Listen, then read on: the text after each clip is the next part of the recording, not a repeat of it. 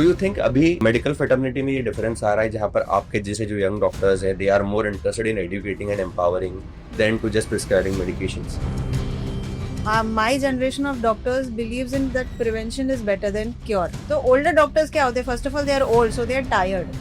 और वो दिन के 50 पेशेंट, मे बी और द 50th पेशेंट, तो उनको लगता है बस अभी तो ये दवाई ले और जाए यहाँ से. तो don't you think it is fair as a doctor कि हम पेशेंट को मेडिकल या जो भी आपका डोमेन है उसको लेके काउंसिल करें, but when it comes to nutrition part we should always suggest a nutritionist? जैसे आपने बोला, सही बोला. एमबीबीएस में हमको सिर्फ एक पीडियाट्रिक्स का पोर्शन होता था जहाँ पे हमको सबकी कैलोरीज पता होनी चाहिए थी. दाल में इतने कैलोरीज होते हैं, दूध में इतनी कैलोरीज होती है, उससे ज्यादा हमको नहीं पढ़ाया जाता है. अगर आपके साइकिल्स जो 6-6 महीने पे आते हैं आपके लाइफस्टाइल से 2-2, 3-3 महीने पे आ रहे हैं तो आपको कुछ लेने की जरूरत नहीं है. लेकिन नहीं आ रहे, there are risk for endometrial cancer. In India we are condition to say कि हमको अभी शादी होगी, अब बच्चा होना चाहिए, विद इन 1 ईयर बच्चा होना चाहिए, विद इन 1 ईयर बच्चा होना चाहिए. इतना स्ट्रेस होता है कपल्स पे, इतना स्ट्रेस होता है लेडीज पे, वुमेन पे. If she is 35 and she says कि मुझे तुरंत बच्चा चाहिए, तो मैं ये नहीं बोलने वाली नहीं तू रुक जा, अभी तू 1 साल वजन कम कर फिर तू प्रेग्नेंट होना. वो मेरे क्लिनिक से बाहर जाएगी और दूसरे बाजू वाले डॉक्टर के पास जाके बोलेगी डॉक्टर मेरे को प्रेग्नेंट कर दो. आपको 40 दिन तक एक ही कमरे में बंद रह के रहना है. मत रहना, क्योंकि कोई भी 40 दिन तक अगर रूम में बंद रह के रहेगा तो पागल हो जाएगा. मसल लॉस भी होगा. मसल लॉस होगा, वो तो अलग ही बात है. Hello guys, this is Yash Patel again. Welcome to my YouTube channel. So today we are going to have the most special discussion. काफी सारे जो हमारे पास कस्टमर्स आते हैं, पेशेंट्स आते हैं, उनका एक क्वेश्चन ये हमेशा होता है कि आप जो बोल रहे हो वो मेरे डॉक्टर से मैच नहीं कर रहा है. कई बार ऐसा होता है कि आपके डॉक्टर हमें कुछ और बोल रहे हैं, मेरे डॉक्टर ने मुझे ये रेकमेंड किया है, मेरे डॉक्टर ने मुझे मना किया वर्कआउट के लिए. सो ये काफी सारे क्वेश्चंस पाइल अप हो जाते हैं and this makes life of a nutritionist and a fitness trainer very, very difficult. To solve this concern, today we are coming up with this podcast, aka discussion with a very lovely doctor. Her name is Dr. Tritha Shetty. She is an MBBS, MS and DNB. She consults patients for pregnancy, lactation support, postpartum, and so on and so forth. So, Dr. Tritha, welcome to our channel. Thank you so much, Mr. Yash. Okay. So my very first question to you is what is your key outcome? Because काफी बार मैंने बहुत सारे doctors को approach किया है कि आप आके हमसे एक बार बात करो, एक बार हमारे पॉडकास्ट पे अपना इन्फॉर्मेशन देके जाओ, आपको क्या लगता है, क्या सोचते हो आप अपने पेशेंट्स के बारे में, या आपका ओवरऑल एक्सपेक्टेशन क्या होता है जब भी आपके पास कोई आता है. बहुत लोगों ने मना कर दिया कि no we don't want to come on camera for whatever reason. I want to know आपका key takeaway क्या है? Like what is the reason why would you agree to do something like this? So basically gynacs, first of all, doctors are camera shy people. पहली बात तो इसलिए आपको बहुत सारे लोगों ने मना किया होगा. दूसरी बात, बहुत सारे मिथ्स और मिसकंसेप्शंस है कि कुछ लोगों को लगता है कि हमारे डॉक्टर्स हमको शेम करते हैं, स्पेशली गायनेक्स. हम अपने रिप्रोडक्टिव हेल्थ प्रॉब्लम्स लेके जाते हैं. It's ultimately your private problems. तो काफी लोगों को लगता है कि हमारे डॉक्टर्स हमको शेम करेंगे, हमको शर्मिंदा करेंगे. और दूसरी बात, बहुत सारे मिसकंसेप्शंस और मिथ्स है लोगों को कि whether it's regarding birth control, whether it's regarding PCOS. तो वो सारे मिथ्स को बस्ट करने के लिए, so that we give the right information out there, ताकि लोगों को अवेयरनेस मिले. That is my key message, कि लोगों को बराबर से समझे कि एक्चुअली सोल्यूशन क्या है और प्रॉब्लम क्या है. उसके लिए I said I will come and let's bust it together. Yeah, that's very interesting. कई बार and this is actually a very noble thought because बहुत कम टाइम पर ऐसा हुआ है कि मुझे किसी डॉक्टर ने ये बोला है कि I am interested in improving the quality of life. Not that I am criticising someone, but एक मोनोटोनी आ जाती है प्रोफेशन में. देन उसके बाद फिर आप एक्सप्लेनेशन नहीं देते, फिर आप ये बोलते हैं 4 मेडिकेशन है खा लेना, पूछो मत सवाल जवाब क्यों, मैं डॉक्टर हूँ मुझे पता है. एंड ये मेरा एक्सपीरियंस काफी रहा है डॉक्टर्स के साथ कि जब भी हम जाते हैं हम पूछते हैं सर ये क्यों हो रहा है, क्या रीजन है, मैं क्या अपनी लाइफस्टाइल में गलत कर रहा हूँ. एंड स्पेशली अब आप तो खैर यंग हो, बट स्पेशली मैंने काफी एक एक्सपीरियंस डॉक्टर में ये चीज देखी है कि वो बोलते हैं कि मुझसे मत सवाल पूछो, बस ये मेडिकेशन ले लो और आप ठीक हो जाओगी, और मुझे 5 दिन बाद बता देना अगर कुछ गड़बड़ लगे तो. तो why is that do you think अभी मेडिकल फर्टर्निटी में ये डिफरेंस आ रहा है जहां पर आपके जैसे जो यंग डॉक्टर्स हैं they are more interested in educating and empowering than to just prescribing medications? I think my generation of doctors believes in that prevention is better than cure. कि हमको ये प्रॉब्लम को प्रिवेंट करना है, ये problem होनी ही नहीं चाहिए। हम्म। तो ओल्डर डॉक्टर्स क्या होते हैं, first of all they are old, so they are tired, और वो दिन के 50-50 पेशेंट, मे बी और द 50th पेशेंट, तो उनको लगता है बस अभी तो ये दवाई ले और जा यहाँ से। जबकि I am of the opinion कि मैं आपको एक्सप्लेन करूँ so that you also have a better understanding. If you understand your disease, it's very easy for me to treat it, understand. So that is my outlook कि मैं आपको समझाऊं कि आपका डिसीज चालू कहाँ से हो रहा है, और उसमें अगर एक लाइफस्टाइल कंपोनेंट है जिसको आप मॉडिफाई कर सकते हैं तो उसको मॉडिफाई करो। मेरा बेसिक एजेंडा क्या है कि आप मेरे पास आओ ताकि आपको मेरे पास वापस आने की जरूरत ना पड़े। अंडरस्टैंडेबल। अभी आपने लाइफस्टाइल कंपोनेंट के बारे में बात करी। Now lifestyle component brings me to my domain which is preventive health care. एक क्वेश्चन मेरा काफी लोगों का होता है कि आप जो खाने बोल रहे हो या जो डाइट रिकमेंड कर रहे हो, ये मेरे डॉक्टर ने थोड़ा मुझे अलग बताया है इससे। शी और ही सेइंग कि आप कुछ डिफरेंट डाइट फॉलो करो। एंड देन कहीं पर I got to know about this particular, मैंने कहीं पढ़ा था कि एमबीबीएस में न्यूट्रिशन काफी बहुत थोड़े टाइम के लिए पढ़ाया जाता है, इट इज नेग्लिजिबल, उसमें होता ही नहीं है। तो don't you think it is fair as a doctor कि हम पेशेंट को मेडिकल या जो भी आपका डोमेन है उसको लेके काउंसिल करें, but when it comes to nutrition part we should always suggest a nutritionist? मैं पहले तो वही बोलने वाली थी कि अगर आपका क्लाइंट आपको बोल रहा है कि डॉक्टर ने मुझे दूसरा, उसका डॉक्टर उसको डाइट दे ही क्यों रहा है, वो मेरा काम ही नहीं है, डाइट आपका काम है। सो व्हेनेवर आई ऑलवेज से I am not a health coach, I am not a consultant, I am a gynaecologist, that is my field.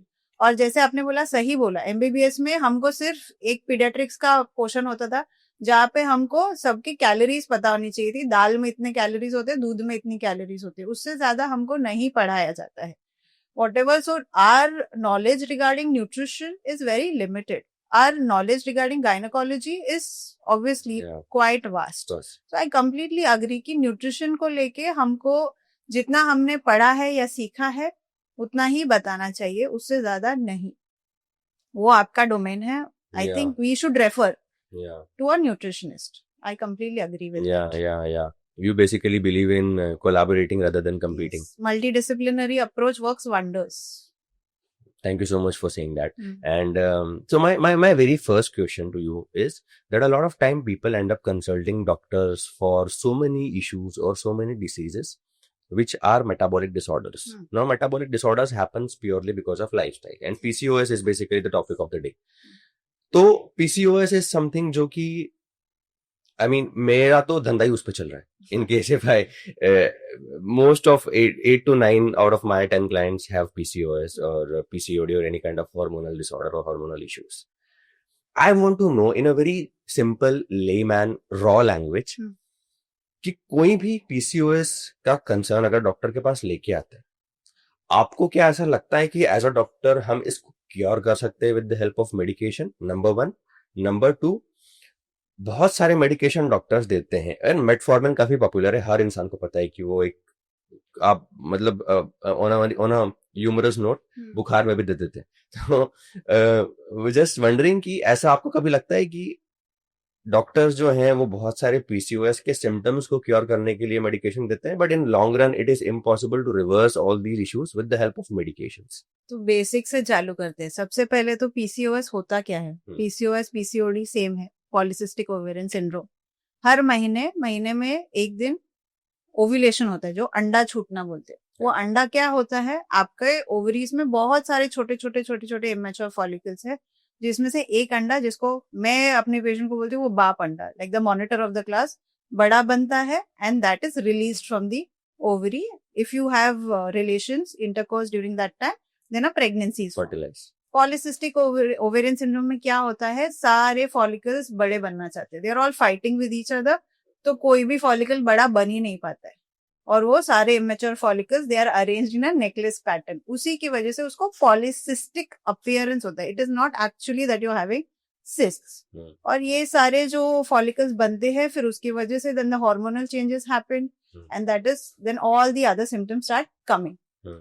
अगर हम देखें 2018 में there were guidelines released, ESHRE, which is the topmost organization for us, which has said that the first line of treatment for PCOS is lifestyle modifications.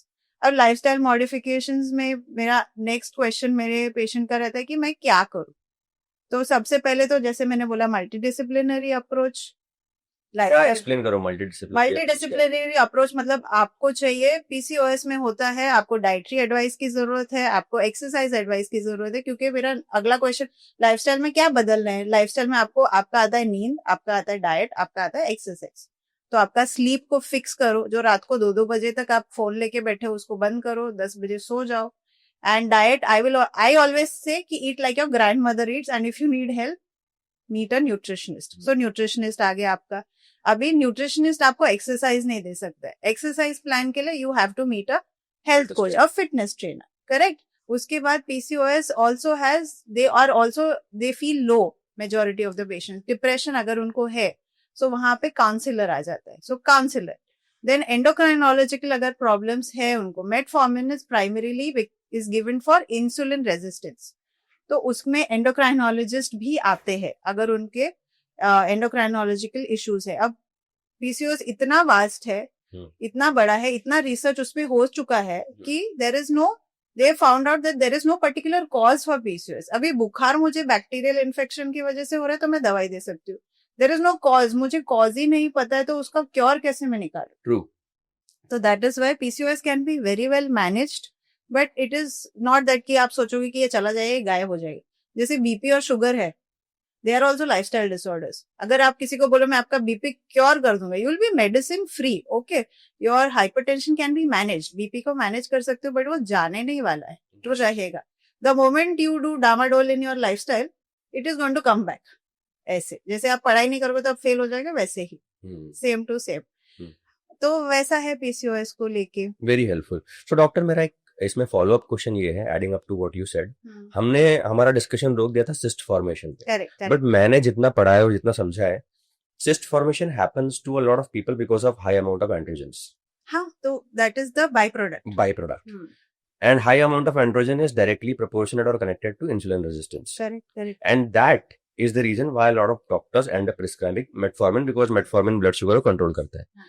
My suggestion is that why as a doctor we, instead of giving them metformin, because metformin का long term side effect ये भी होता है कि it doesn't let you gain muscles easily. Because muscle gain के लिए एक hormonal culture चाहिए body के अंदर, which metformin prevents. So now when we prescribe metformin to somebody, which is again a hormone precursor, if something is a group of drug which is an anti-diabetic drug. Okay. So metformin is that. Now metformin क्या करता है? There is a typical criteria. So metformin belongs to a group of drug called biguanides. तो PCOS में insulin resistance होता है, बिल्कुल सही। They have hyperglycaemia, insulin, आपका पैंक्रियास इंसुलिन बनाते जा रहा है, लेकिन आपने जो खाया वो तो ग्लूकोज है, ग्लूकोज घूम रहा है उस पर, वो एक्ट ही नहीं कर पा रहा है, तो ग्लूकोज अपना आवाराओं की तरह घूम रहा है आपकी बॉडी में। So usually metformin is given to somebody whose BMI is more than 30, obese patients जो बहुत कुछ ट्राई कर चुके हैं बट उनका वेट लॉस नहीं हो रहा है। मेटफॉर्मिन जो ग्लूकोज घूम रहा है, it helps in glucose uptake. दूसरा, it improves the insulin sensitivity in your body.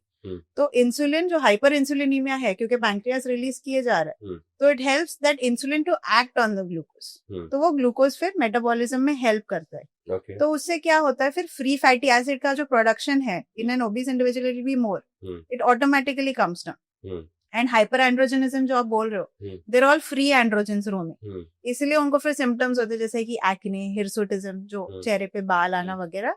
जो फ्री एंड्रोजेंस है उसको बाइंड करता है something called as sex hormone binding globulin, जो आपके लिवर से रिलीज होता है। तो ये सेक्स हार्मोन बाइंडिंग ग्लोबुलिन जाके वो फ्री एंड्रोजन को पकड़ लेता है। और वो फिर आपके ईस्ट्रोजन के क्या बोलते हैं, it is a transport molecule, तो आपके ईस्ट्रोजन को मूव करने में वो हेल्प करता है इन अ फीमेल बॉडी। ओके, आप मुझे मेटफॉर्मिन के साइड इफेक्ट्स बता सकते हो? हाँ, तो लॉन्ग टर्म में साइड इफेक्ट्स, शॉर्ट टर्म उसके है कि किसी किसी को उससे डायरिया होता है।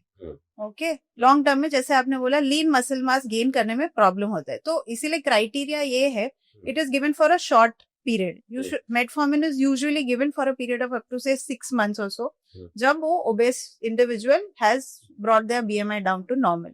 उसके बाद we can always discontinue it. और शॉर्ट टर्म इफेक्ट्स के लिए जो डायरिया मैंने बोला, किसी किसी को नॉशिया होता है मेटफॉर्मिन से, so you are suppose to start at a lower dose, instead of giving it twice a day, started at a lower dose. So there is जैसे कि आपके पास अगर कोई क्लाइंट आया, आप अगर वो डायबिटिक है तो उसके डाइट में बनाना नहीं डालोगे, शुगर नहीं डालोगे। वैसे ही मेटफॉर्मिन अगर हमने एडवाइस किया है, we always, it is very important to tell कि आपको अगर नौशिया या डायरिया हो रहा है इससे, then it is not suiting you, then we'll have to discontinue, we'll have to find other ways of improving your insulin sensitivity. Like what? Other ways of improving insulin sensitivity, the best method is exercise. और किसी किसी को vitamin D की deficiency होती है metformin से, long term अगर वो ले रहे, बट लॉन्ग टर्म तो लेना ही नहीं है मेटफॉर्मिन, 6 months to 1 year. एक मेरा बहुत ही स्टूडेंट वाला क्वेश्चन है आपसे, नाइव क्वेश्चन। पूछे पूछे। आपको बर्बरीन या क्रोमियम के बारे में पता है? Berberine is a new molecule which is coming up, which is supposed to manage the inflammation in the body. तो उसके बारे में इतना ही मुझे पता है, एंड जितना मैंने आपसे ही सुना अभी, और मैंने थोड़ा बहुत ही उस पर पढ़ा है, it is still a molecule which is being researched. तो berberine helps in the inflammation that is caused by PCOS, उसको कम करने के लिए, सिमिलर टू मायोइनोसिटोल, वो भी एक सप्लीमेंट है जो हम लोग देते हैं, which brings down the inflammation in PCOS and helps in PCOS. And chromium? Chromium इतना मैंने उसके बारे में नहीं पढ़ा है, टू बी ऑनेस्ट। तो this is where I feel medical fraternity और हमारा इंडस्ट्री कोलैबोरेट कर सकता है। क्रोमियम वर्क्स एग्जैक्टली और very similar to metformin. Okay. वो भी आपका ग्लूकोज अपटेक बढ़ाता है, वो भी आपकी इंसुलिन सेंसिटिविटी को इम्प्रूव करता है। So this is something that a lot of time, and now these all are herbal supplements, which doesn't give you any long-term side effects. So it just mimic. Yes, just works as a precursor.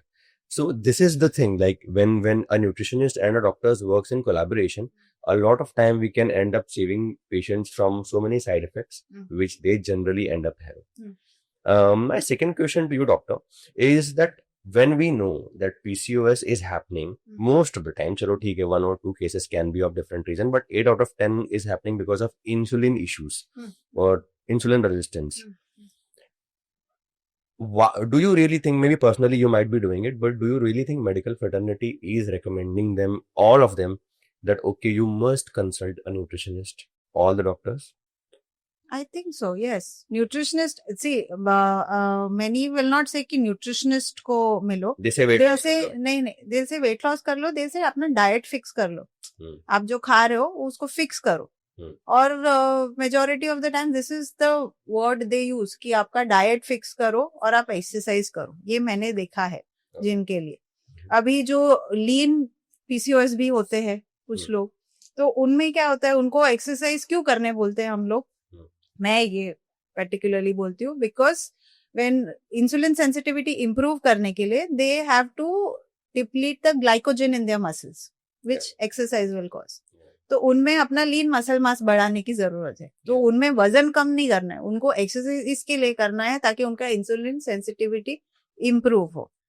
तो nutritionist पर से अगर word use नहीं किया है तो भी ये तो बोला जाता है कि आपका डाइट फिक्स कर लीजिए ऐसा, और मेरे जैसे तो बोलते कि आपकी नानी दादी जैसे खाओ। वेल, नानी दादी के केस में क्या था ना, कि नानी दादी के केस में भी हाई ऑन कार्ब्स ही था। In fact if you understand the basics of, I will tell you something from my domain, कि 100, 200, 300 ईयर्स से ही हमारा फूड हैबिट्स मेजरली एक्सप्लॉइट है। उसके पहले saturated fat used to be prevalent in our diet, but आजकल cardiologist बोलते हैं मत खाओ। एंड दादी नानी के टाइम के डाइट की वजह से ही बहुत सारे मेटाबॉलिक डिफॉर्मिटीज आती है। तो ये मेरा एनालिसिस है, अगेन एन एनेक्डोट, जहाँ पर मुझे ऐसा पर्सनली लगता है कि आपका जो डीएनए, आरएनए और आपका ओवरऑल मेटाबॉलिज्म है वो जनरेशन बाय जनरेशन डीजनरेट होता है। तो अगर ये, again, it's not something as straightforward as what I'm saying, but you can understand the crux of it कि अगर दादा को प्री डायबिटीज था तो पापा को हो सकता है टाइप 2 हो और बच्चे को हो सकता है टाइप 1 हो, is what my analysis says. So most of the time, in case if we understand very very basics of it, जैसे आपने बताया इंसुलिन, कार्बोहाइड्रेट और ये सब चीजें अगर लोगों को नहीं भी समझ में आती है, my ground up and basic suggestion to every person who comes to me for counseling or consultation, I always tell them that do not focus on cutting down on food in your diet. People just always think कि मैं cut down कर दूंगा। Now doctor का सबसे पहला राय क्या होता है कि खूब सारा हेल्दी फूड खाइए। They never say कम खाइए, they always say कि बहुत सारा हेल्दी फूड खाइए। I have never seen or heard any doctor saying कि आप खाना पीना जो है आपका कम कीजिए। वो ये जरूर बोल देंगे वेट लॉस कीजिए, but they never end up diagnosing कि खाना पीना कम कीजिए। Now a lot of time people who have high inflammation in their diet, especially we're talking about people who have PCOS or people who have diabetes for that matter, inflammation को fight करने के लिए ही you need anti inflammatory food. And when you cut down on your total calories, your body is going to use protein also for energy. When body will use protein for energy, how will your body will have additional protein for antibodies? Right. How will your body have additional protein to fight against inflammation? So cutting down on the food is something that I have never propagated, never promoted. And this is a classic mistake that people do when it comes to PCOS, when it Yes. comes to hormonal issues, कि वो food को cut down करते थे just for the sake of aesthetics. मुझे आपसे यहाँ पर एक चीज ये जाननी है कि when it comes to weight loss, when it comes to PCOS, आपने कितने ऐसे पेशेंट्स थे जिनको ये बोला कि आप वेट लॉस करके आओ, आउट ऑफ 10 आप मेरे को एक अप्रोक्सीमेट दे सकते हो, और वो वेट लॉस कम करके आते हैं आपके पास 2-3 महीने के बाद? मेरे को एक अधेरेंस समझनी है कि सुनते भी हैं या नहीं सुनते. तो देखिए, पीसीओएस ऐसी कंडीशन है क्योंकि वो इतनी कॉम्प्लेक्स है. So I have a very targeted approach. अभी एक 18 साल की लड़की मेरे पास आ रही है तो उसके लिए अप्रोच अलग होगा. एक 28 ईयर ओल्ड कपल मेरे पास आ रहा है जो कंसीव करना चाहता है, उनके लिए मेरा अप्रोच अलग होगा. If she is an 18-year-old college going girl who's waking up at 6 o'clock in the morning and coming tuition जा रही है, कॉलेज जा रही है, यहाँ जा रही है, वहां जा रही है, रात को 11 बजे आ रही है, तो उसके लिए मेरा I just tell her lifestyle modifications whatever works in her lifestyle. जो अभी मैं अगर जिम जा रही हूँ तो वो भी जिम जाए ऐसा जरूरी नहीं है. करेक्ट. तो मैं उसको ये बोलती हूँ कि भाई तू अपना स्ट्रेस जितना हो सके कम कर. एग्जाम होगा, स्ट्रेस होगा, if at all you have an issue you come back to me. Otherwise I will just tell her कि तेरा प्रॉब्लम क्या है. साइकिल्स अगर इरेग्युलर है, I will fix the irregular cycle problem. How irregular? I tell her कि 2 महीने you wait. If your cycles are coming automatically, so 21 to 35 days के interval में अगर तुम्हारा साइकिल आ रहा है, I don't have any issues. Maximum अगर 18 साल की बच्ची है तो 2 महीने में भी आ रहा है तो I don't have an issue. But I always say कि कुछ ना कुछ फॉर्म ऑफ एक्सरसाइज. एक्सरसाइज में क्या होगा, अगर तुम ट्रेन पकड़ने जा रहे हो, don't take the escalator, take the stairs. You don't have time at all to go to a particular exercise class वगैरह. जितना हो सके चलो, उतना तो तुम कर ही सकते हो. जितना हो सके डब्बा लेके जाओ, घर से डब्बा लेके जाओ. वो भी नहीं जा रहा है, 2 केले बैग में डाल के लेके जाओ, ड्राई फ्रूट्स एक डब्बा लेके जाओ.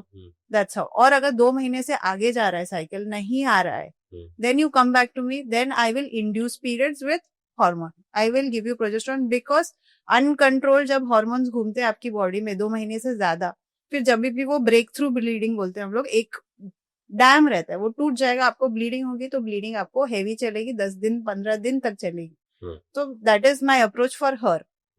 और उसके पास अगर उसके पास टाइम है तो मैं बोलती हूँ कि you take your time. You even if you are on the heavier side, you finish your college, do everything. When you have time you come back to me and then we'll see. अभी 28 साल की लड़की है लेकिन उसको और 2 साल बच्चे अगर नहीं चाहिए, she is made up her mind कि ma'am you fix this problem, fix my problem, and then I will come back to you after a year. I have a year and a half. Then I tell them कि ठीक है, then you follow this approach, go to a nutrition, take your time, take that 1 year, and then you come back to me. And somebody, I mean, out of 10, दो को तो मैं, who are very very like, you have to be motivated. आपको भी पता है कि अगर वेट लॉस करना है, अगर एक लाइफस्टाइल चेंज करनी है, you have to be motivated, you have to be committed to that change. तो 10 में से 2 तो मैं बोल सकती हूँ जिन्होंने लाइफस्टाइल मॉडिफिकेशंस किए, जो गए, जिन्होंने वेट लॉस किया, अपना लाइफस्टाइल फिक्स किया, जो कंसीव करके मेरे पास वापस आए. Okay. तो 10 में से 2, 20%, that is 20%, 20 to 30% maximum. So my mentor who passed away in 2021, he told me one thing, that if something can damage you, it will definitely damage less when you do it less. Yes. But that does not mean that when we do it less, we are on the best approach or we are on the fastest route. Yeah. It can be a possibility कि ठीक है थोड़ा बहुत damage control हुआ और आप conceive कर गए. Most of the time, जैसे कि आपने बताया कि एक 18-year-old है जिनको you will suggest exercises and you will suggest that try weight loss and have 2 bananas and all of that. This is my approach, or rather I would say a scientific fact, that most of the time hormonal issues are not directly proportionate to inactivity. Yes. They are proportionate to multiple other things. Sometimes they are proportionate to what you are putting in your mouth. Sometimes they are directly connected to your genetics and the kind of environment you are brought up in. I always give this example to almost all of my clients कि अगर activity से PCOS ठीक होता तो सारे handicap लोगों को PCOS होता, बिकॉज वो by choice also can not move. तो I don't think that a lot of time it is the activity which can help them reversing the hormonal chaos which had happened in their body. I think most of the time it is the food which is going to control the most part of it, because I know for a fact that butter chicken will not spike insulin. I know for a fact that egg will not spike insulin. But I very much also know that a fruit like banana or rice for that matter, or some chapati for that matter, will definitely spike insulin. And insulin 8 out of 10 times is the root cause of the problem. So why not I fix the nutrition program in case if they are somebody who is PG professional, as you explained, and cannot do workout, because it doesn't make sense only to do workout without nutrition. Because अगर आप anabolism भी कर रहे हो, muscle gain भी कर रहे हो, how will your muscle get the protein if you are not eat protein? So that's my usual diagnosis when it comes to people with insulin resistance. It's a very temporary solution कि मैंने progesterone दिया, आपको अभी discomfort हो रहा है, ठीक हो गया. But don't we think that as medical fraternity or as medical professionals, it is also our responsibility to inform the person or to inform this guy कि next month again you might end up having the same problem. So do one thing, fix your hormones with correct nutrition or correct food habits or correct lifestyle changes. Because ये जो है ये बहुत temporary solution था. We have not solve the problem from the root cause. The problem still exist. ये बस काम हो गया आपका अभी के लिए. Is this something that as a doctor we communicate? Yes. इसीलिए counselling play such an important role. आपको काउंसिल करना बहुत ज्यादा जरूरी है. अभी वो 18 साल की बच्ची को मैं ऑब्वियसली बोलूंगी कि बेटा आप एक्सरसाइज नहीं करोगे तब तक ये होने वाला है. अगर आपके साइकिल्स जो 6-6 महीने पे आते हैं आपके लाइफस्टाइल से 2-2, 3-3 महीने पे आ रहे हैं तो आपको कुछ लेने की जरूरत नहीं है. लेकिन नहीं आ रहे तो that puts you at a long term risk. Now PCOS is associated with, अगर प्रोलॉन्ग रहेगा तो they are at a risk for diabetes, they are at a risk for endometrial cancer, because oestrogen, unopposed oestrogen उनकी body में घूमता रहता है. तो that is the reason why I always tell कि 2 महीने से आगे मत जाना. अभी वही सेम चीज, वो 28 साल का कपल आ रहा है, उनको बच्चा चाहिए, ठीक है, they have been trying since 1 year. I have to fix her cycle. I have to see when she's ovulating, so that she can plan कि कभी वो बच्चे के लिए ट्राई करे. तो उसके लिए birth control pill is given for that purpose, to so that her cycles become regular, so that she can track her ovulation. ऐसे तो पर्पस के लिए आप बर्थ कंट्रोल यूज करो, बिल्कुल सही है. ऐसे prolong you have to counselling बहुत ज्यादा जरूरी है कि आप पेशेंट को बोलो कि भाई ये आपको प्रॉब्लम है इसीलिए हम आपको ये दे रहे हैं, and it is not something that is a long term solution. Very interesting. तो यहाँ पर जितने भी लोग देख रहे हैं, मेरा एक क्वेश्चन रहेगा आप लोगों से कि आप लोगों ने कभी भी अपने डॉक्टर से कंसल्ट किया है पीरियड्स के लिए, या फिर आपको डॉक्टर ने प्रोजेस्ट्रॉन दिया है या ओरल बर्थ कंट्रोल पिल्स दिया है? आप कमेंट्स में लिखिए और मुझे बताइए कि आपके डॉक्टर्स में से आपके डॉक्टर्स ने आपको सिमिलर टाइप की जो डॉक्टर शेट्टी बता रहे हैं ऐसा काउंसलिंग दिया है कि नेक्स्ट मंथ आपको इसको वेट लॉस करना जरूरी है, या you might have to again take it, या आपके डॉक्टर ने इस तरह की काउंसलिंग आपको नहीं दी है, ये आप कमेंट्स में लिखिए. So my second question to you would be is you just mentioned about pregnancy. Now that brings me to a different topic altogether.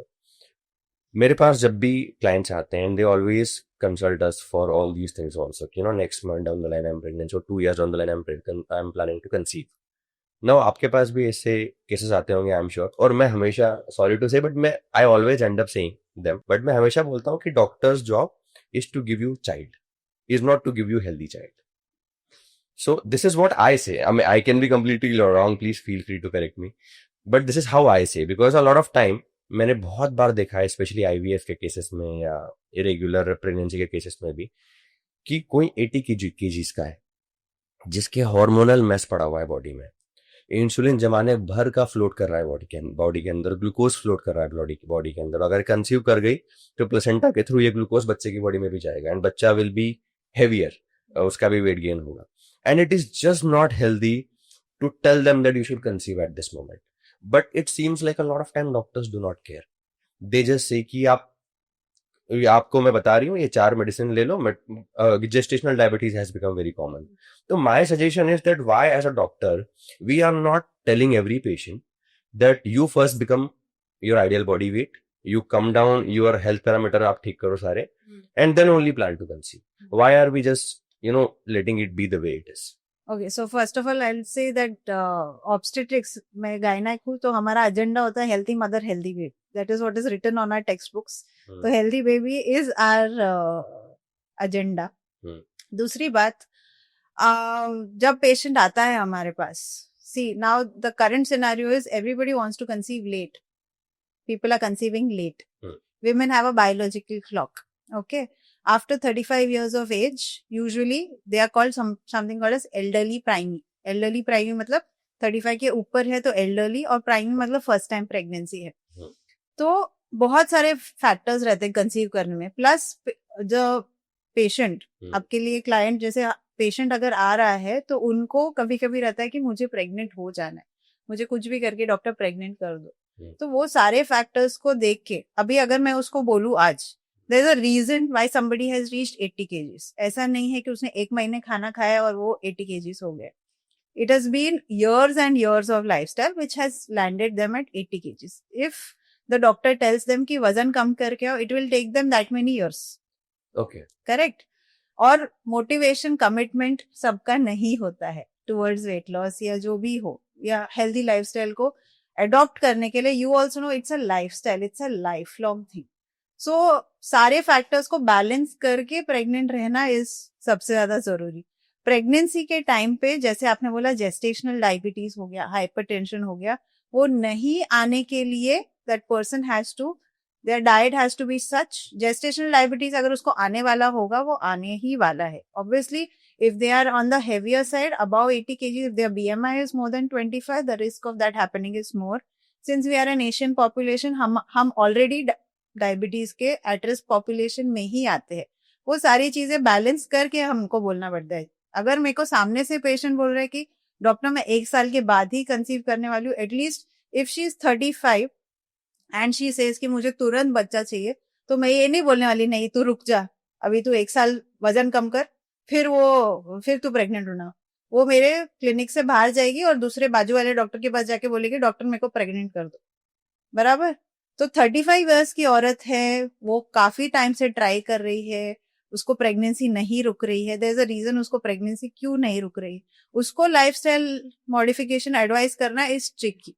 So doctor, don't you think ये एज अ कंसल्टेंट हमारी responsibility नहीं है? मैं आपको एक metaphorical example देता हूँ. मुझे पता है मैं एक प्लेन में बैठा हूँ, मुझे पता है कि इसका एक इंजन खराब है, मुझे पता है ये क्रैश होगा, बट मुझे जल्दी पहुंचना है, तो क्या मैं उड़ जाऊंगा उसमें? एग्जैक्टली. बोलना मेरा काम है कि आपका वजन ऑन द हायर साइड है, आपको ये रिस्क है. उसको अडॉप्ट करना सामने वाले की माइंडसेट क्या है उसके ऊपर भी है. अभी बहुत सारे पेशेंट होते हैं जो बोलते हैं कि 6 महीने में पूरा मेहनत करूंगी.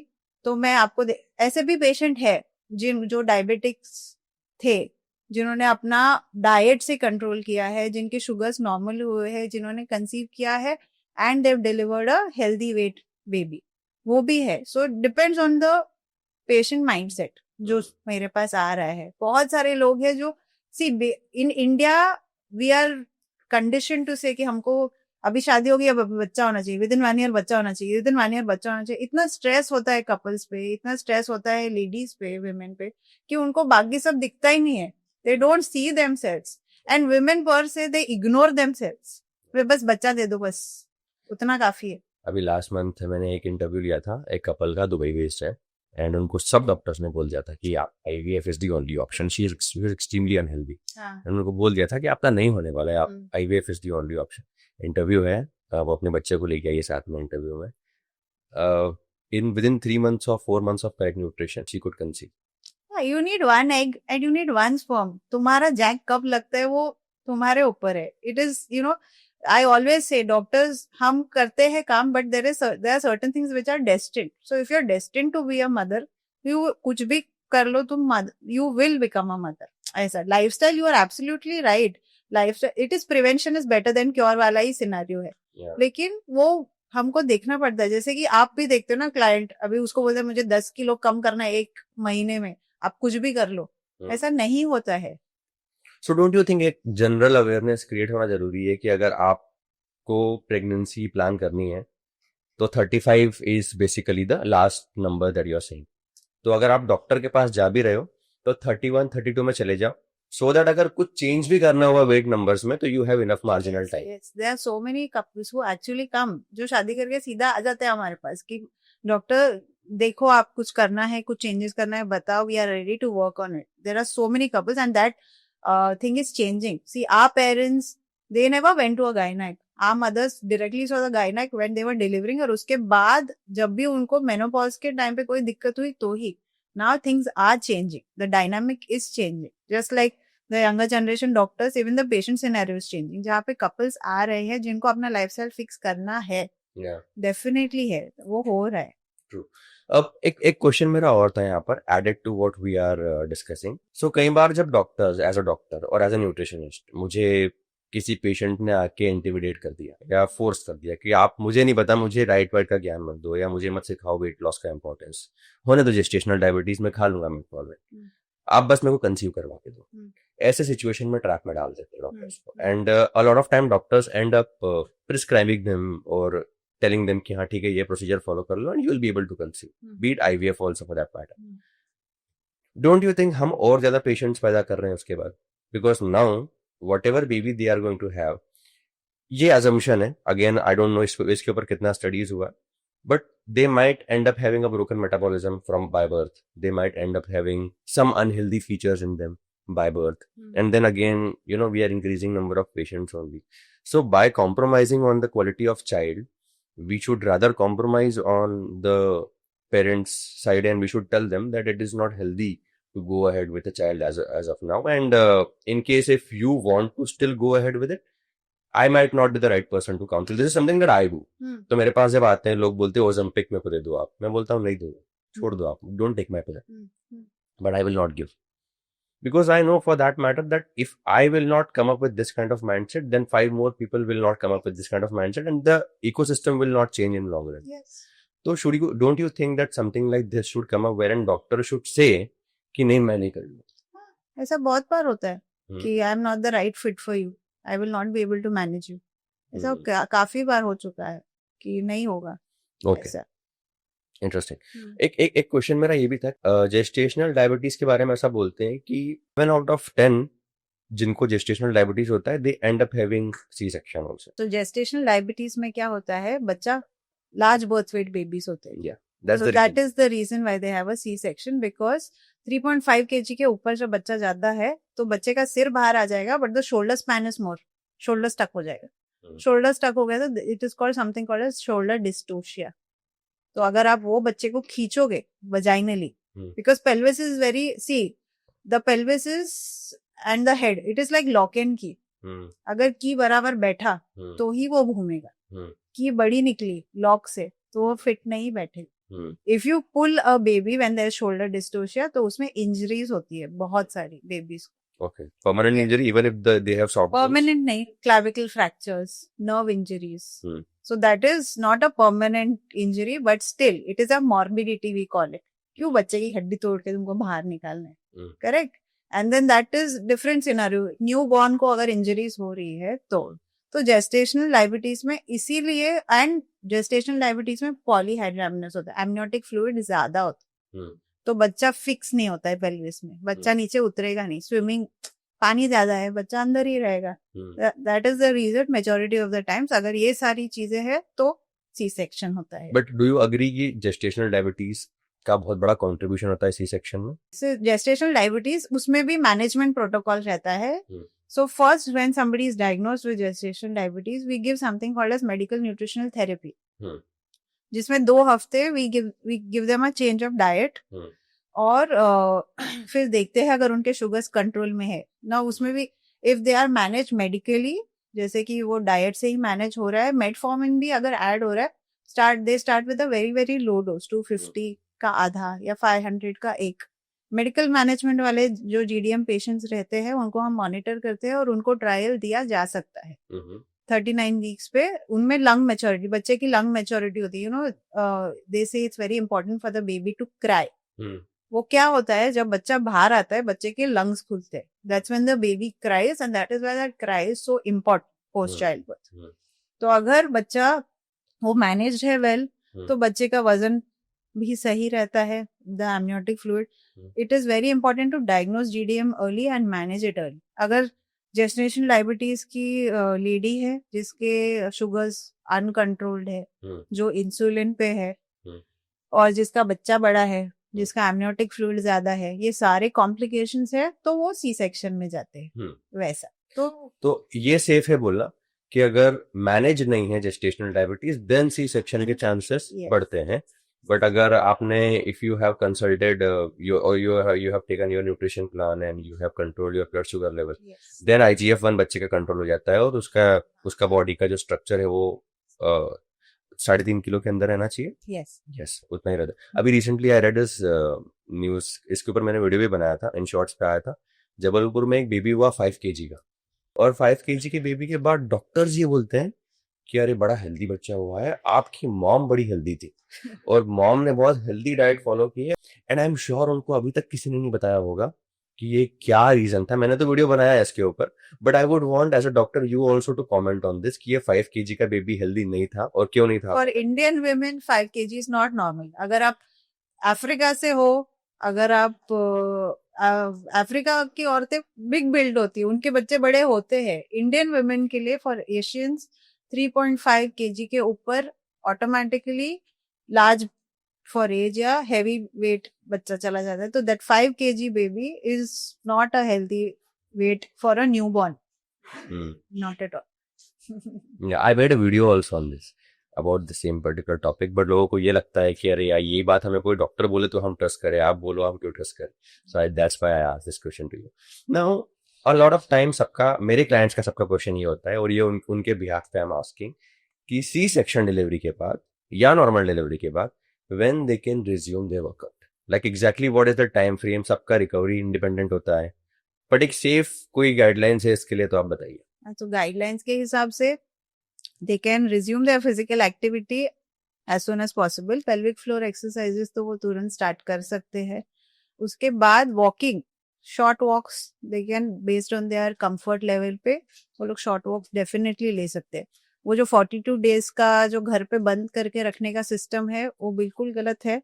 वो काफी सारे रिचुअल्स रहते हैं कि आपको 40 दिन तक एक ही कमरे में बंद रह के रहना है। मत रहना, क्योंकि कोई भी 40 दिन तक अगर रूम में बंद रह के रहेगा तो पागल हो जाएगा। मसल लॉस भी होगा। मसल लॉस होगा, वो तो अलग ही बात है। द मोस्ट इम्पोर्टेंट है कि प्रेगनेंसी में रिलैक्सिन हार्मोन रिलीज होता है। तो रिलैक्सिन से सारे, वो बेसिकली एक एडेप्टेशन है कि आपके सारे लिगामेंट्स और मसल्स रिलैक्स हो जाए ताकि बर्थ कैनाल बड़ा हो और बच्चा नीचे उतर सके। वो एक प्रेगनेंसी का एडेप्टेशन। वो सब नॉर्मल होने में it takes about 6 weeks. So until then you can do your pelvic floor exercises, you can do walking. 6 weeks के बाद you can start doing upper body exercises, you can start doing yoga, breathing exercises, anything that raises your intra-abdominal pressure, जैसे कि deadlift हो गया या squats, अगर आप barbell squat कर रहे हो, जो भी heavy weight exercises है, that I would suggest after somewhere around 12 weeks, which is roughly around 3 months. 3 months. उसके तो 6 weeks is the आप कट ऑफ पकड़ के चलो कि 6 weeks के बाद आप अपने अपर बॉडी एक्सरसाइजेस, थोड़े थोड़े एक्सरसाइजेस चालू कर सकते हो। अगेन आपके कंफर्ट के ऊपर ही चालू करना। Eight any point you feel uncomfortable, please discontinue तभी के तभी।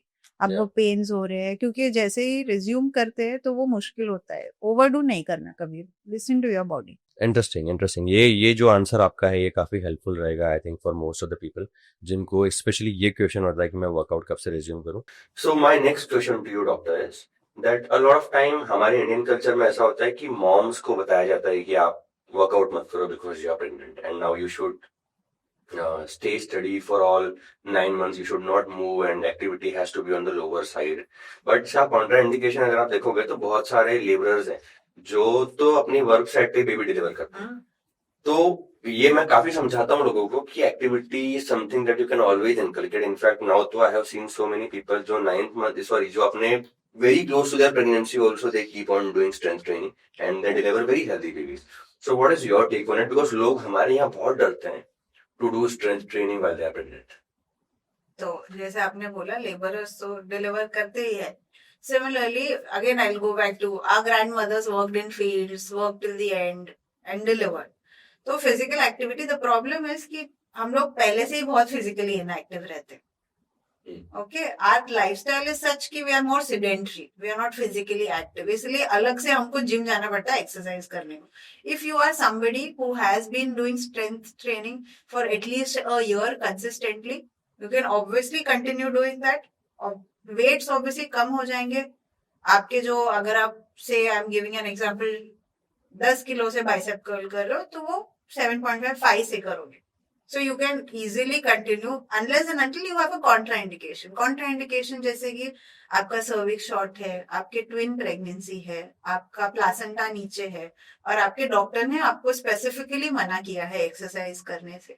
Apart from that you can obviously continue your strength training. Strength training अभी क्योंकि लोग स्ट्रेंथ ट्रेनिंग इन जनरल ही women are doing much laser.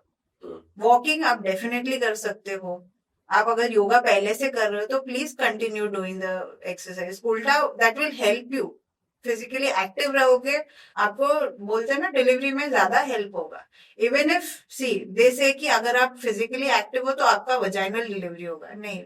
It is not just for delivery. You will recover faster after you deliver. You will be on your feet much faster. Your healing will be faster when you exercise, when you are physically active. तो उसके लिए करो कि आपकी recovery जल्दी हो जाए और आपका डिलीवरी में आपको हेल्प मिले. तो आपको एक्सरसाइज डेफिनेटली करना चाहिए. प्रेगनेंसी वर्कआउट्स कौन से करने चाहिए? स्ट्रेंथ ट्रेनिंग पहले से करो तो करो. उसके अलावा योगा है, स्विमिंग है. Swimming is an excellent form of exercise. Just make sure the pool is clean. Walking कर सकते हो आप. उसके और जब आप एक्सरसाइज कर रहे हो, वेयर कंफर्टेबल क्लोथिंग. ट्रेडमिल पे आप 10 की स्पीड पे बोलोगे मैं दौड़ने जाऊंगी और उधर गिर जाऊंगी, वैसा नहीं. Wear well fitted shoes. You have to take care of your self. And अगर आपके वेट्स ज्यादा है, at any point you feeling uncomfortable, you stop. ऐसा. और आपके ट्रेनर को बताओ कि आप प्रेग्नेंट हो. My input in this is a lot of time हम लोग ये बोलते हैं कस्टमर्स को या क्लाइंट्स को कि आप अगर प्रेगनेंसी प्लान कर रहे हो तो आपकी कोर स्ट्रेंथ का बहुत बड़ा वैल्यू होता है इसमें. बिकॉज कॉन्ट्रैक्शन लेबर में आई गेस उसका बहुत बड़ा रोल होता है. तो अगर आपकी कोर स्ट्रेंथ वीक है तो then you might not have a very healthy delivery. उस पर्टिकुलर पॉइंट ऑफ टाइम पे कोर स्ट्रेंथ की रिक्वायरमेंट होती है. So we always tell people, strength training का एक मैकेनिक्स बताता हूँ आपको जो I am sure I mean in case अगर आपको शायद पता रहेगा या नहीं. एंड्योरेंस डिसअपियर जल्दी होती है, स्ट्रेंथ नहीं होती. तो strength doesn't disappear as soon as you stop working out. इसलिए स्ट्रेंथ को आप प्रोक्योर कर सकते हो.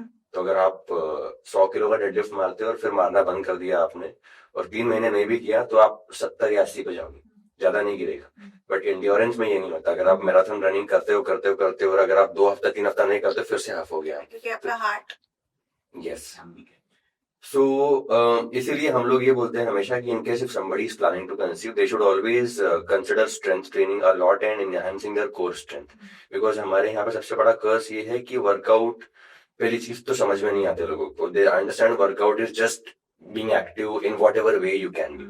But that's not the right way to go about it. The right intensity has to be classified.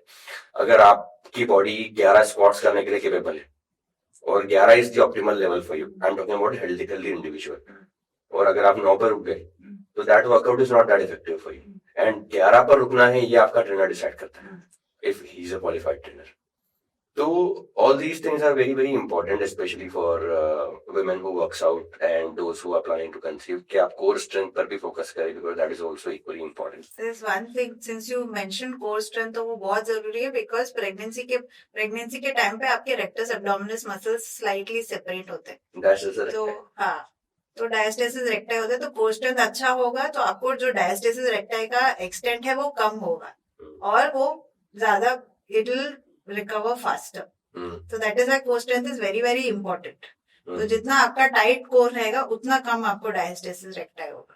Interesting. And I am very happy कि आप इस बात को क्वालिफाई कर रहे हो बिकॉज एक बार मैंने पहले भी सेम डिस्कशन एक डॉक्टर से किया था एंड शी सेड नहीं, कोर स्ट्रेंथ का कोई रोल नहीं होता प्रेगनेंसी में. पोस्ट प्रेगनेंसी हेल्प करेगा. Yeah, but that's very important. My last question to you would be that I believe, or my company believes, or we have this system wherein we think कि in case if you are somebody who is having PCOS, unless and until it's an emergency case like how you mentioned कि 2 महीने से periods नहीं आए, then it makes sense कि आप pills consider करो. But हम लोग ये बोलते हैं कि अगर आपका हमने इंसुलिन ही ठीक कर दिया, इंसुलिन रेजिस्टेंस ठीक कर दिया with the help of nutrition, then you might not need a doctor. Is this the right assumption? Yeah. It's a lifestyle disorder. Yes. अगर आपने फिक्स कर दिया है अपने साइकिल्स, आपको कोई हेल्थ प्रॉब्लम्स नहीं है, आप मेरे पास क्यों आओगे? आपके हेल्थ में कुछ प्रॉब्लम होगा। आपकी फिटनेस को आपने फिक्स कर दिया आपके पास जाके, तो आपको हेल्थ, आपके हेल्थ को दिक्कत नहीं होगी। Health and fitness are two very different things which Yeah. People don't understand. Yeah. And second important thing is कि in case if somebody is having insulin resistance or cystic acne for that matter due to PCOS or hirsutism for that matter due to PCOS, in such cases also, do you think that a nutritional or a lifestyle change would be more helpful than to go on this medication called as there are so many pills for reversing acne and all? Reversing acne, cystic acne will be painful. सिर्फ acne रहा तो that is not an issue. तो उसके लिए usually dermatologist जो skin condition से hirsutism है, they usually see that is another person in the multidisciplinary approach. तो सिस्टिक एक्ने अगर पेनफुल है तो उसको ट्रीट करना पड़ेगा मेडिकेशन से। लेकिन अगर आपने अपना लाइफस्टाइल फिक्स किया है, आपके androgen level, free androgen levels ही ऑटोमेटिकली कम हो गए, आपका एक्ने ऑटोमेटिकली कम हो जाएगा। Acne is basically triggered. तो किसी किसी को आपको आपका ट्रिगर फाइंड आउट करना है। There are multiple triggers for acne. आपके एंड्रोजन लेवल्स कम हो गए तो ऑटोमेटिकली आपका एक्ने कम हो जाएगा। आपका hair growth will slow down, बहुत ज्यादा बाल नहीं आएंगे। It is a tedious, it is a long process. तो आप जब आपके क्लाइंट्स को जब काउंसिल करते हो, आपको बोलना पड़ेगा कि it is a long process, but the long process will be worth it at the end of it. तो आप, एंड इट इज कंसिस्टेंट, आपको कंसिस्टेंट रहना पड़ेगा। बिना कंसिस्टेंसी के कुछ होगा नहीं। When you say androgen कम होते हैं और मेडिकेशन में हम क्या इसके लिए डीएचटी ब्लॉकर्स देते हैं? डीएचटी ब्लॉकर्स देते हैं। हेयर ग्रोथ है, हिर्सुटिज्म है, तो डीएचटी ब्लॉकर्स दिए जाते हैं। लेकिन वो डिपेंड करता है कितना सिवियर है हिर्सुटिज्म। बहुत ज्यादा है तो ऐसा। बट जिस दिन डीएचटी ब्लॉकर बंद कर देंगे, से if the person did not make any lifestyle change, again मेरा पूरा घूम फिर के वहीं आ रहा है कि रिवर्स तो होगा ना साइड इफेक्ट जो है वो। अगर आपने एक न्यूट्रिशन प्लान दिया है 12 हफ्ते का, वो बंदे ने तभी तक फॉलो किया और वो बंद करते ही उसने वैसे ही खाना चालू कर दिया, तो वो तो मोटा होने वाला है ना। That's absolutely right. But हमारे प्रोग्राम में I'll tell you the key difference between preventive healthcare versus your medications जो आप देते हो एलोपैथी के लिए। सबसे बड़ा डिफरेंस ये आता है कि यहाँ पर हमारे यहाँ पर अगर हीलिंग हो जाती है, so say for example if my pancreas is healed or say if my knee joint is healed or if I'm having any injury, then healing के बाद I have to be careful, but immediate reversal नहीं होता। But on the other hand अगर मैंने melatonin ले रहा हूँ एक दिन नहीं लूंगा, नींद नहीं आएगी। तो यहाँ पर हार्मोन के केस में रिवर्सल बहुत जल्दी होता है। जैसे बहुत सारे एथलीट्स आप देखोगे जो एंड्रोजेनिक एनाबॉलिक स्टेरॉइड्स लेते हैं, peak physique, 5% body fat, everything आप देखो, मतलब aesthetic epitome of good conditioning दिखते हैं वो। But the moment they remove steroids out of their body, वो पूरा डिफ्लेटेड बलून लगता है। क्योंकि वो वॉश आउट से स्टेरॉइड है, they suppose to wash out early. ज्यादा टाइम अगर बॉडी में रहेंगे तो it is not going to serve any purpose. Medicine है, जैसे मैंने बोला, आपने गोली खाई, वो उस टाइम के लिए एक्ट करेगा, उसका काम है वो। आप जब लाइफस्टाइल फिक्स कर रहे हो, वो लॉन्ग टर्म तक उसका इफेक्ट रहना चाहिए। दवाई का काम है कि वो अपना काम करे और फिर निकल जाए सिस्टम से, तो वो वॉश आउट हो जाएगा। इसीलिए जब आप डीएचटी ब्लॉकर बंद करोगे, ग्लूटाथायोन देते हैं, तो जब तक आप ले रहे हो तब तक वो स्किन पे रहेगा। इनफैक्ट ग्लूटाथायोन बंद करने के में भी 1 महीने तक भी आपको ग्लो रहेगा, बट धीरे धीरे वो इफेक्ट चला जाएगा। ऐसा। True. So more or less what we are concluding this discussion as कि in case if you are having any kind of metabolic issues or any hormonal issue for that matter or even hirsutism for that matter जो severe नहीं है, जिसके लिए आपको immediate, मतलब until and unless you are not in a trouble, it is always good to consider changing your lifestyle with the help of food, nutrition, workout.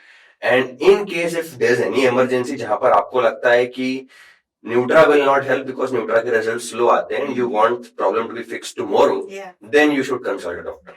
That's very interesting. That's very important also. Thank you so much, doctor, for having this discussion. It was very, very helpful. In fact, most of my clients जो ये सुनेंगे उनको बहुत help होगी, because वो लोग हमेशा एक skepticalness में रहते हैं कि आप दे तो रहे हो बट डॉक्टर कितना अग्री करता है आपकी बात से, आपके जो नॉलेज है ये कितना एक क्रेडिबल सोर्स से आता है। तो I think this is very very helpful, because हमारे यहाँ पर सिर्फ लॉजिक काम नहीं देते हैं, किसके मुंह से लॉजिक आ रहे हैं वो भी इम्पोर्टेंट। डॉक्टर भी वही फॉलो करती है। Yes. So thank you so much, Doctor. Thank you for this discussion and lovely chatting with you. And आप लोगों को अगर ये वीडियो हेल्पफुल लगा है और आप चाहते हो कि हम ऐसे और वीडियो सीरीजेस को लॉन्ग रन में भी कंटिन्यू करें, तो please write down your opinion in the comment box. कोई सी चीज ऐसी लगती है जो स्पेसिफिकली हमने इस वीडियो में कवर नहीं की है and you want us to talk about those topics also, then please do write down in the comment box also. Doctor specifically told me one thing that today we are going to keep discussion limited to PCOS and skin and basic metabolism related issues. And hence we did not talk about other issues like endometriosis, adenomyosis, fibroids and all of that. But if at all you are interested in knowing about those topics also, then we can conclude, then we can talk about those issues also. Doctor आप थोड़ा सा अपने practising के बारे में बताइए कि आप कहाँ पर प्रैक्टिस करते हो. अगर कभी किसी को आपसे कंसल्ट करना है या कोई किसी को आपको जानना है तो वो कैसे आपके पास रीच आउट कर सकते हैं. तो I practice in Andheri, Mumbai based हूँ मैं बेसिकली. तो अंधेरी, जोगेश्वरी, मुलुंड, पूरा मुंबई कवर करती हूँ मैं. आपको कभी भी आके किसी भी बात के लिए मुझसे कंसल्ट करना है, you can always reach out. You can reach out to you and then you will provide the contact. So that's about it. At any point you need to meet me, you can always come and see me at the clinic. और किसी को अगर आपसे मिलना है तो do you have your personal practising place या they have to come to a hospital and consult? They'll have to, if they want to consult me in person, so I do online consultations also, as well as I consult at the clinic also. तो consultation के लिए उनको ये दो avenues है, तो या तो ऑनलाइन कंसल्टेशन बुक कर लीजिए या फिर क्लिनिक पे आके मुझसे मिल लीजिए. जैसे हमारे क्लाइंट्स मोस्टली यूएस वगैरह के हैं, तो if they want to consult you then they online, can definitely reach out to me online. तो Thank you. कैलेंडर का लिंक रहता है. Perfect. So thank you so much.